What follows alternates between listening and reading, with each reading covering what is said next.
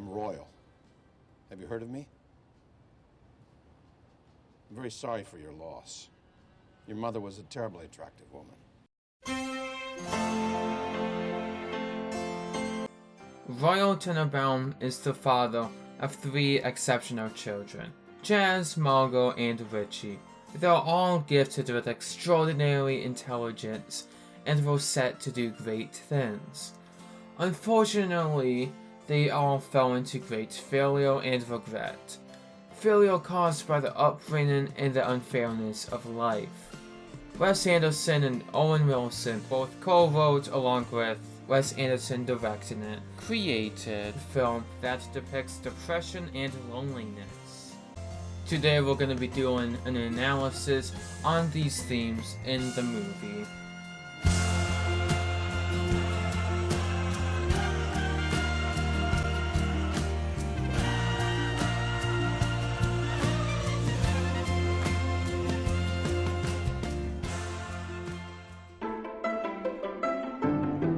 So these children grew up in a wealthy household. The mother tried her best to educate their children and support their hobbies so they can achieve greatness. Unfortunately, however, they had a terrible father. He wasn't really a parental figure, but he was kinda like a fourth child. What are you doing? You're on my team! There are no teams. Chaz was the most disappointed in his father.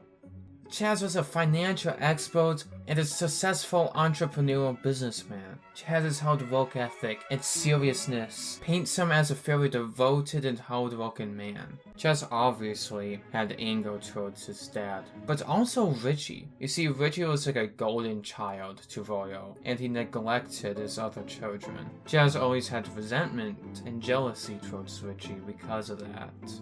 Later, Chaz's wife Rachel passed away in a plane crash. This made Chaz become much more paranoid. He does constant drills with his kids in case of an emergency, and he makes themselves wear red tracksuits everywhere. Going to a cemetery today, got to put on a tracksuit. Speaking of neglected children, Margot. She was adopted. I know that because Royal likes to mention it whenever he introduces her. This is my adopted daughter, Margot Tenenbaum. Margot always grew up as an outcast because Royal always made her one. He always labeled her as the adopted child and never really accepted her into the family. Because Margot never felt like she belonged, she always tried to escape and to run away. She never fully pursued her passion of theater, and she always kept trying to go find places she belonged.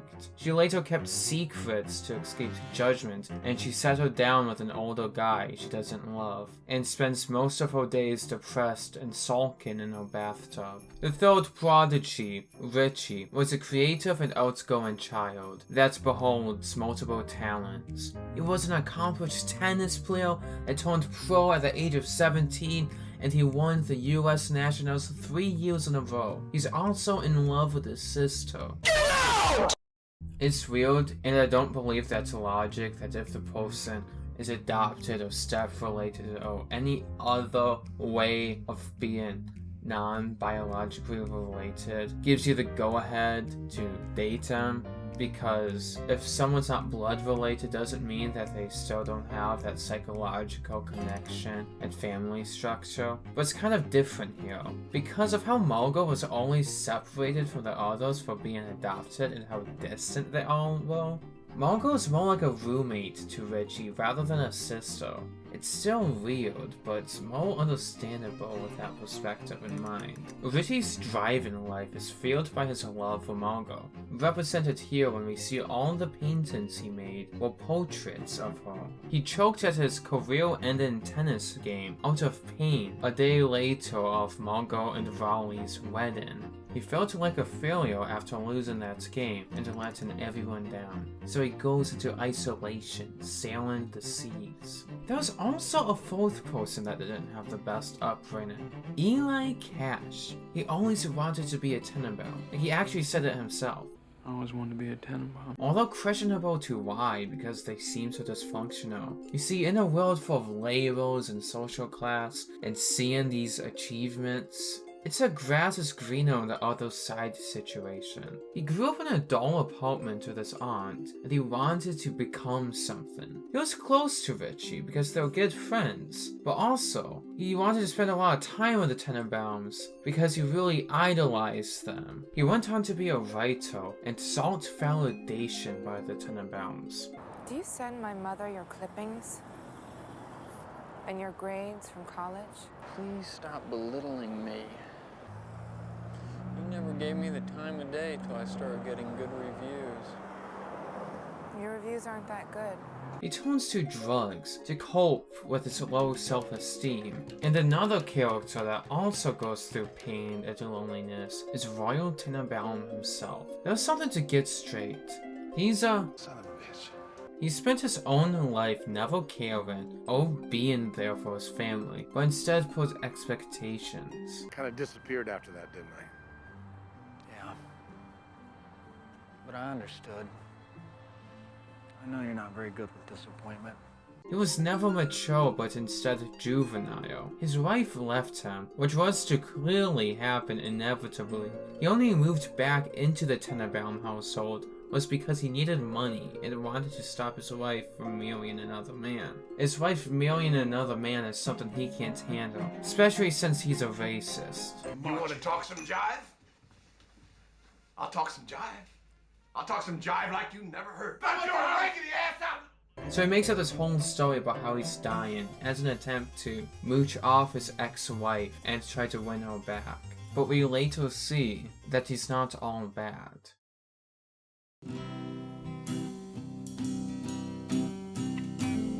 Margot has been having an affair with Eli.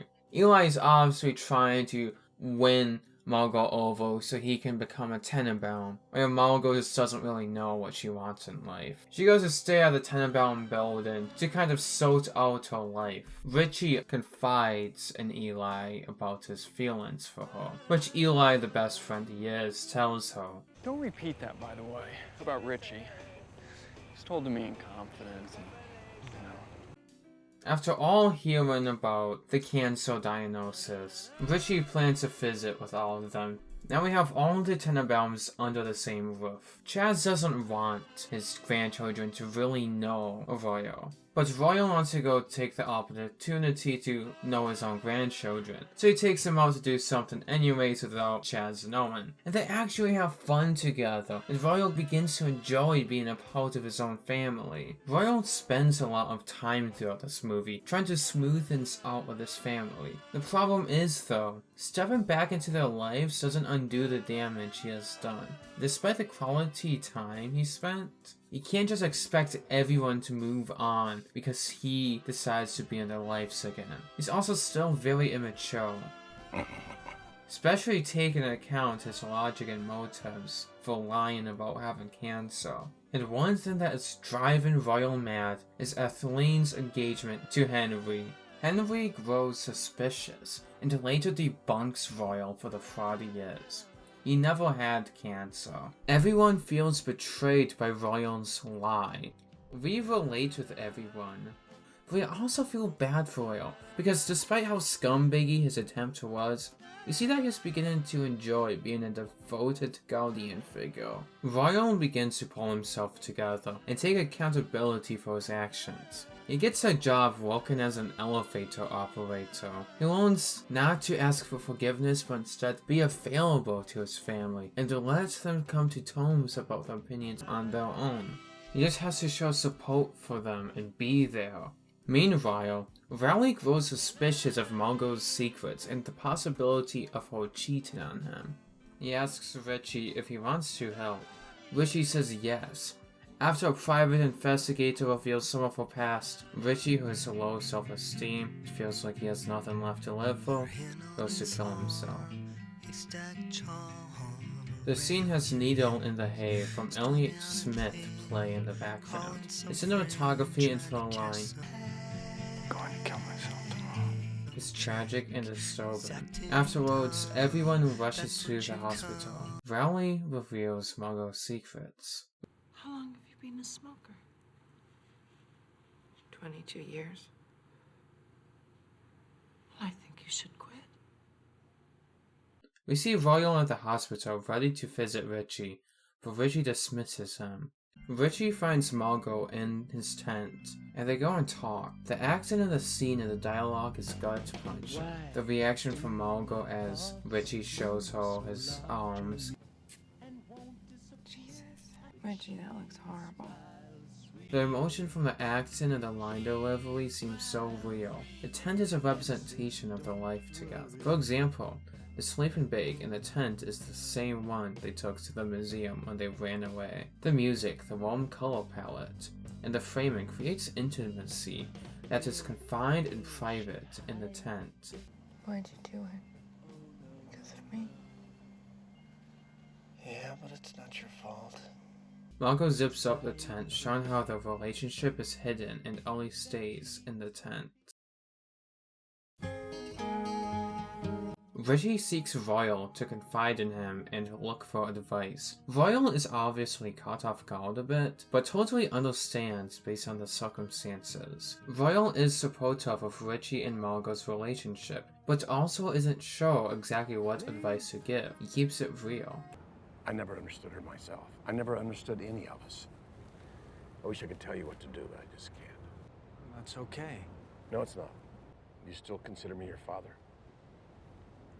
Sure I do. Richie is very understanding, and that kind of solidifies Royal as a father figure to Richie. Mordecai returns, a pet bird of Richie which he set free. Mordecai is a representation of Richie's love for Margot. There was a quote, "If you love something, let it go. If it comes back, it's yours to keep. If it is not, it never was." Richie sets Mordecai free, like how he tried to forget about Margot. But Margot is the bird, and returns into his life. The bird also has a different appearance. This bird has much more white feathers on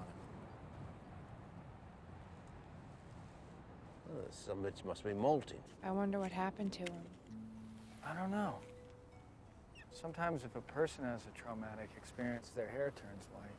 I wonder who that reminds me of.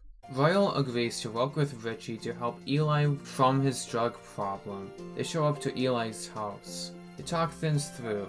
What? There is good.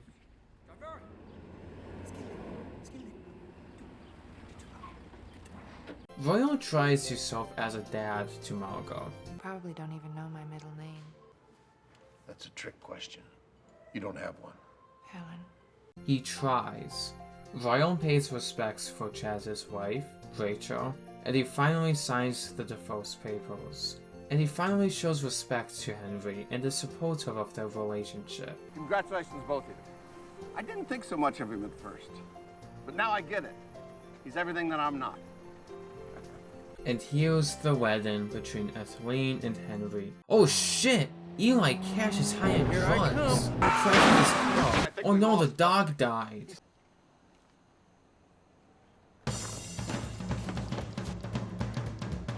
Eli!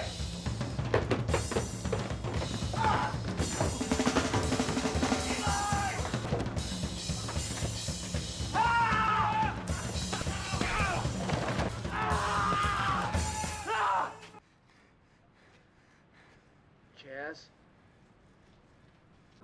I need help. So do I. Everyone cleans up after the mess.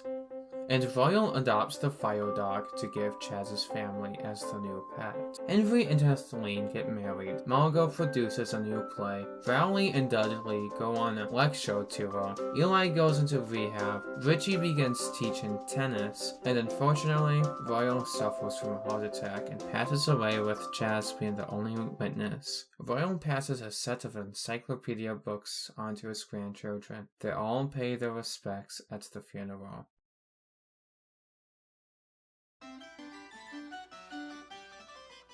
The movie is creative at conveying its themes through the characters and cinematography. Wes Anderson put in a lot of attention to detail to create this movie. The acting and the characters are great and understandable. The aesthetic is very stylish. A lot of these pieces paint a beautiful canvas. The Royal Tenenbaums is a very well-crafted movie that allows us to see a depiction of mental health through these in-depth characters.